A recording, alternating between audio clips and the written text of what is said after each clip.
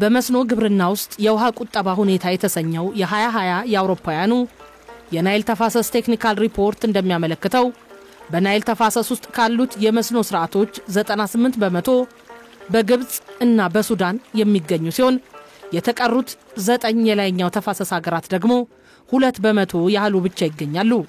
በኢትዮጵያ መታረስ ከሚችለው መሬት 10% በመስኖ ሊለማ የሚችል ቢሆንም ከ6% ያነሰ ብቻ ጥቅም ላይ ውሏል።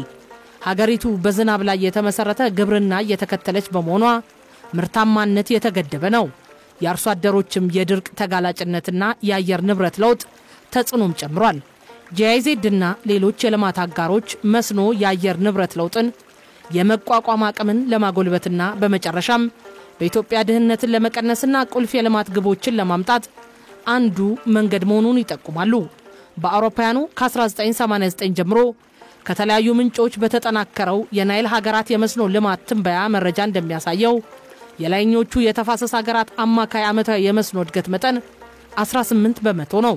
ምንም እንኳ ይህ ከታችኛው ተፋሰስ ሀገራት ሱዳንና ግብጽ ጋር ሲነጻጸር በጣም ከፍ ያለ ቢሆንም ከዚህ ዝቅተኛው መነሻ ጀምሮ በፍጥነት እያሳደጉት ሊሄዱ እንደሚችሉ ይጠበቃል። ይህ አዝማሚያ እንደ ግብጽ ያሉ የመስኖ አካባቢዎችን እድገት ያሳያል። በ1989 በአውሮፓውያኑ ከነበረው 3 ሚሊዮን ሄክታር በ2018 ወደ 6.5 ሚሊዮን ሄክታር ማደጉን ያመለክታል። የ2% ዓመታዊ እድገት ማለት ነው።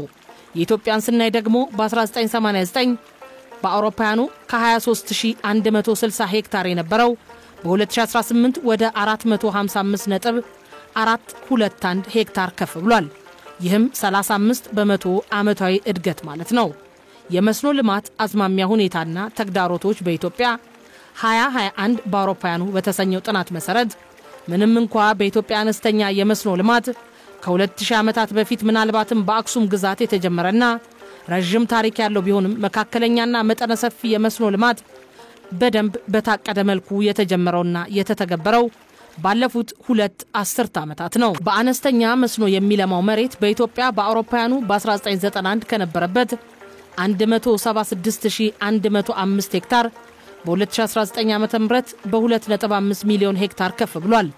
በመጀመሪያው የእድገትና ትራንስፎርሜሽን እቅድ ዘመን 2010-2011 እና 2011-2015 በአውሮፓውያኑ የአነስተኛ መስኖ መሬት በ15.2% ሲጨምር የሁለተኛው የእቅድ ዘመን በዚሁ በአውሮፓውያኑ ከ2015 2016 እና ከ2019-2020 አፈጻጸም ግን እስካሁን ሙሉ በሙሉ ተገምግሞ አላለቀም።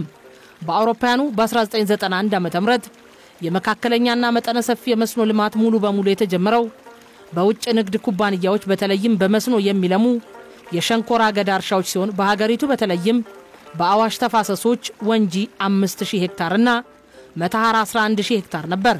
ቀደም ሲል ከ1954 እስከ 1966 ባለው ጊዜ ውስጥ ደግሞ ስራው የጀመረው በመንግስትና በኔዘርላንድ ኩባንያ በሃንግለር ቮንደር አምስተርዳም መካከል በተደረገ የሁለትዮሽ ስምምነት መሰረት ነው። መርቲና ጀጁ 1638 ሄክታር የጥጥ መስኖ ፕሮጀክት በ1961-62 በጣሊያኑ ሲንጊነር ቲዮሎታ ሳንቶ የተመሰረተ ሲሆን በኋላም በ1975 ዓ.ም ወደ መንግስት ባለቤትነት ዞሮ በውህደት መርቲ አትክልትና ፍራፍሬ ማቀነባበሪያ ተብሎ ተመሰረተ። መንግስት የነበረው የአሚባራ የመስኖ እርሻ ደግሞ መልካሰዲና መቅላ ወረር 10000 ሄክታር እንዲሁም የኑራ ሂራ አትክልትና ፍራፍሬ እርሻና የመርቲ አግሮ ኢንዱስትሪን ያቀፈው ድርጅቶች ደግሞ በ1980-1983 በቅደም ተከተል ስራ ጀመሩ።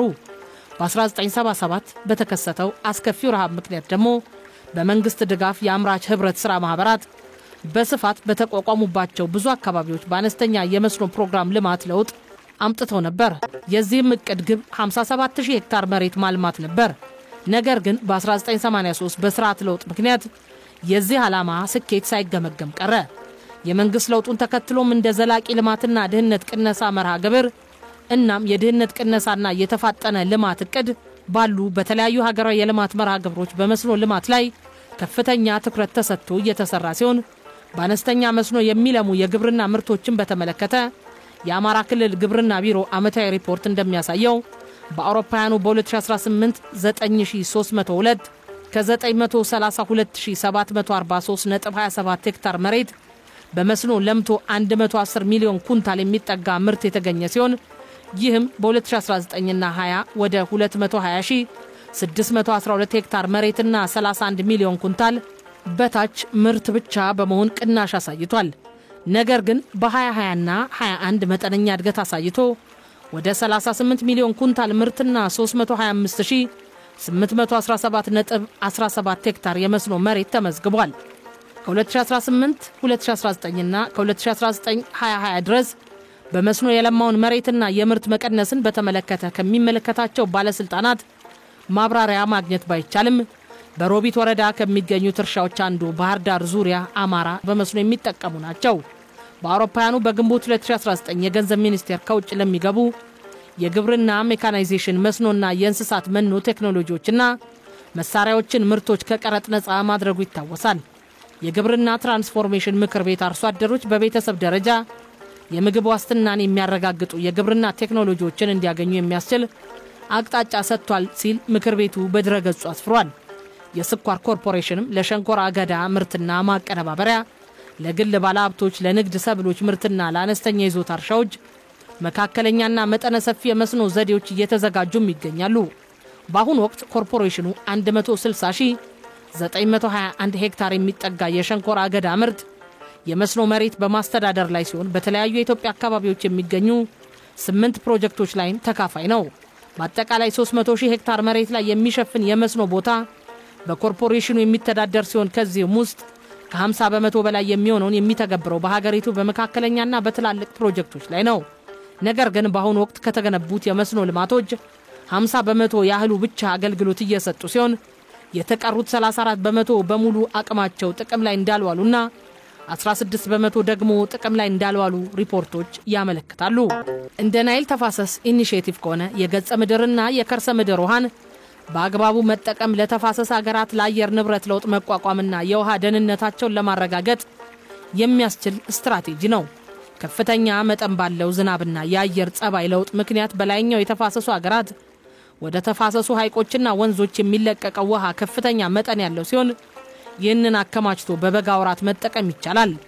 ጥቁር አባይ በአማካይ 82 በመቶ ዓመታዊ ፍሰቱ ከሐምሌ እስከ ጥቅምት ባለው ጊዜ ውስጥ በ4 ወራት ውስጥ የሚከሰት ሲሆን የሴቲቱ ወንዝ ግን 80 በመቶ ፍሰቱ በ3 ወራት ውስጥ ብቻ እንደሚከሰት የናይል ኢኒሼቲቭ ዘገባ ያሳያል። ከፍተኛ መጠን ያለው የአባይ ውሃ በትነት ምክንያት ይጠፋል።